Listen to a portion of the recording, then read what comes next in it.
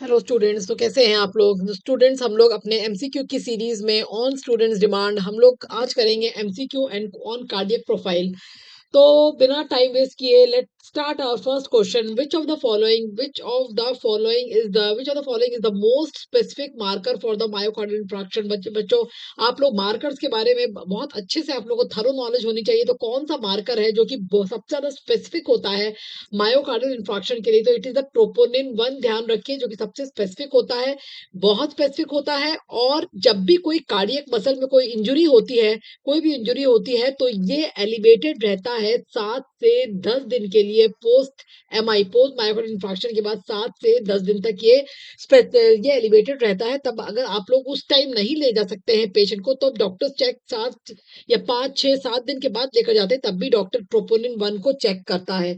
Next question is, what is the normal range of troponin 1 in the healthy individual? It is the 0 to 0.4 nanogram पर millilitre. 0 to 0.4 nanogram पर millilitre इसका nanogram पर litre इसका normal range होता है। और अगर 0.04 नैनोग्राम से बढ़ता है लेवल, तब ये सजेस्ट करता है कि वो मायोकार्डियल इंफ्राक्शन हुआ था, या अटैक था, या कोई ना कोई प्रॉब्लम जो है वो हार्ट में है।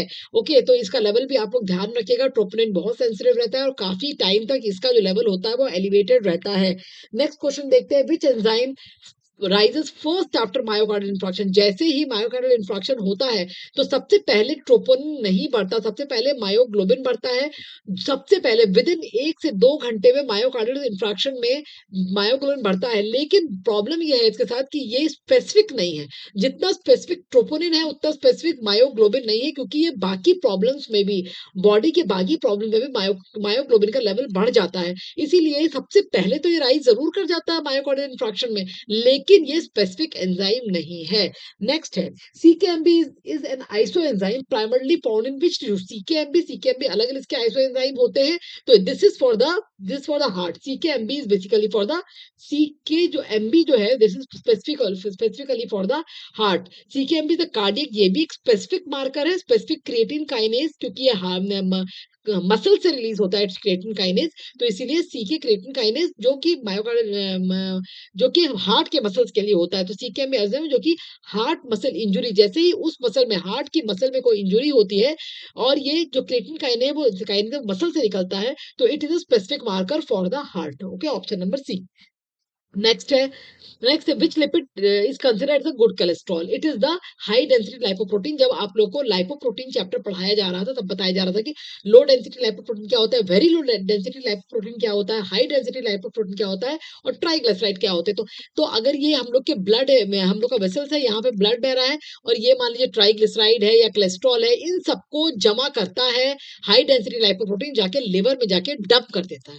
ठीक है, वहां जाके फेंक देता है, और लिवर जो है इसको बॉडी के बाहर निकाल देता है। तो ये बड़ा ही अच्छा बेचारा होता है कि सब जगह से चुनता रहता है, कोलेस्ट्रॉल को चुनता है, चुन के लिवर में जाके फेंक देता है, और लिवर इसको बॉडी से बाहर निकाल देती है। तो ये हम लोग को बचाता है हार्ट अटैक या हार्ट के प्रॉब्लम से। तो HDL remove the cholesterol from the blood stream, blood में से हटाता है, और हम लोग के हार्ट को बीमारियों से, मतलब कि वेसल में कोई जमा ना हो जाए ट्राइग्लिसराइड या कुछ और जमा ना हो जाए, उसको बचाता है हम लोग का एचडीएल। नाउ नेक्स्ट है, एलिवेटेड एलडीएल आरएच। अगर मान लो कि आपने ब्लड टेस्ट कराया और उसमें आप लोगों ने कार्डियक प्रोफाइल कराया, उसमें एलडीएल बढ़ा हुआ मिला, क्या मतलब होता है इसका? अगर एलडीएल बढ़ा होगा तो क्या हो सकता है आपको? क्या डायबिटीज हो सकती है, हाइपरथायरॉइडिज्म हो सकता है, अथेरोस्क्लेरोसिस हो सकता है, या haemophilia? It is the atherosclerosis, जो कि आप लोग के वेसल्स में ट्राइग्लिसराइड का जम जाना, वो हो सकता है। ठीक है, एथेरोस्क्लेरोसिस क्या होता है? आपके वेसल्स में का ब्लॉकेज को एथेरोस्क्लेरोसिस कहते हैं। ठीक है,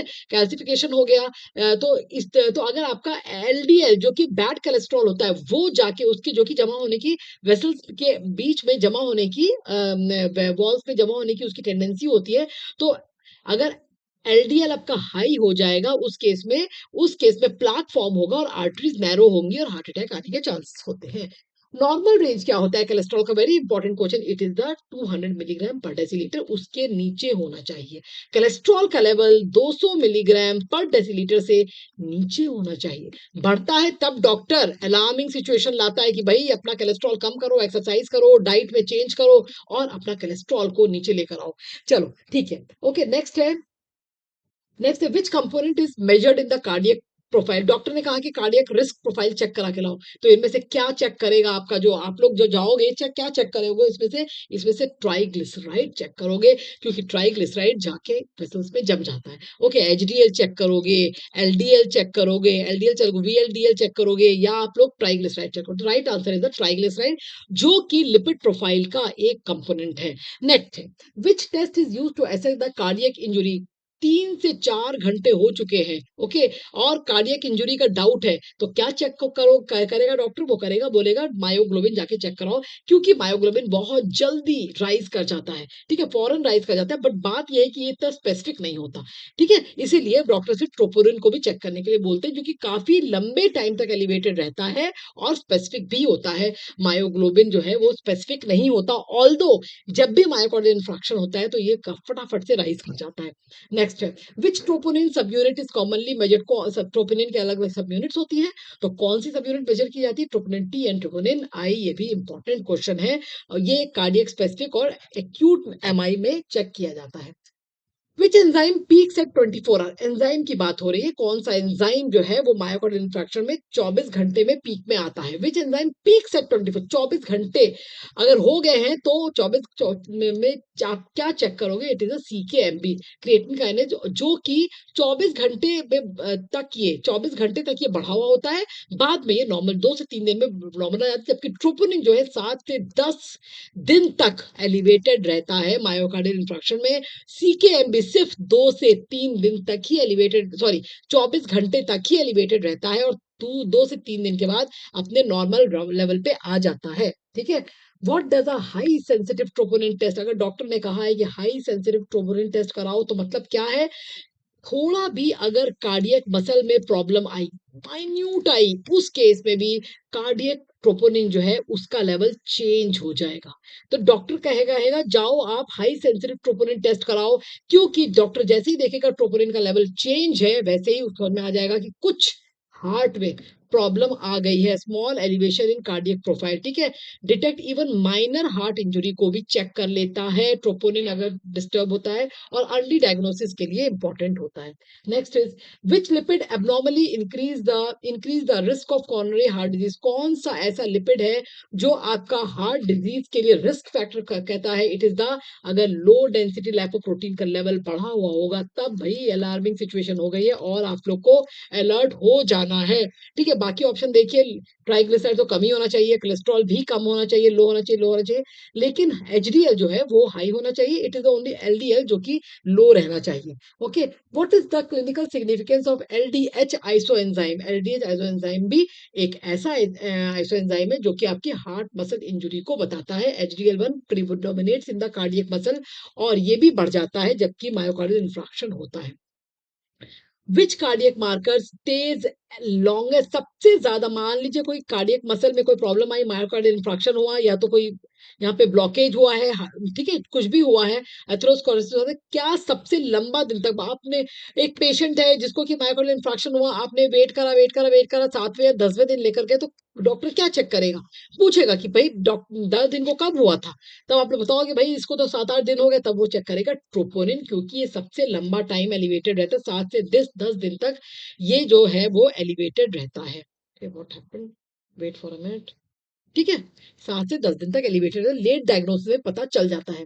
बीएनपी मार्कर क्या है, BNP is the B type natriuretic peptide है, जो कि आपका कंजेस्टिव हार्ट फेलियर के टाइम में ये मार्कर काम में आता है। Which of the following is the basic cardiac profile, ठीक है, कौन सा है सबसे इंपॉर्टेंट, इज द ट्रोपोनिन 1, जो कि हम लोग बार बार देख रहे हैं, ट्रोपोनिन 1 की component of the cardiac profile for detecting the myocardial. Next question है सीआरपी, जिसको हम लोग सी रिएक्टिव प्रोटीन, अगर किसी के बॉडी में उसका एलिवेटेड रहता है, दैट मीन्स कि उसकी बॉडी में इन्फ्लेमेशन है, जिससे कि बाद में कार्डियक डिजीज भी हो सकता है। सी रिएक्टिव प्रोटीन अगर बढ़ा हुआ है, दैट मीन्स कि बॉडी में इन्फ्लेमेशन है और वो रिस्क मार्कर है, कार्डियक डिजीज भी हो सकता है, जिसमें कि सी रिएक्टिव प्रोटीन बढ़ा हुआ होता है। द टर्म कार्डियक प्रोफाइल में आप क्या चेक करोगे, आप चेक करोगे हार्ट का फंक्शन एंड इंजुरी, ठीक है, कार्डियक मतलब heart, very easy question. Okay, next है, लास्ट क्वेश्चन है, which condition condition is falsely can falsely elevate the कौन सी कंडीशन है जिसमें कि ट्रोपोनिन फॉल्स एलिवेट हुआ है मतलब कार्डियक मसल ठीक है कोई ऐसे कार्डियक प्रोफाइल तो फाइन है लेकिन फिर भी ये बढ़ा हुआ है ट्रोपोनिन क्यों क्योंकि ये रिनल फेलियर के केस में भी ये कभी कभी बढ़ जाता है तो बच्चों इसी के साथ हम लोग का ये एमसीक्यूज खत्म होते हैं खत्म करते हैं पढ़ते रहिए नेक्स्ट वीडियो तक नेक्स्ट एमसीक्यू तक और वेट करिए हमारे नेक्स्ट एमसीक्यू का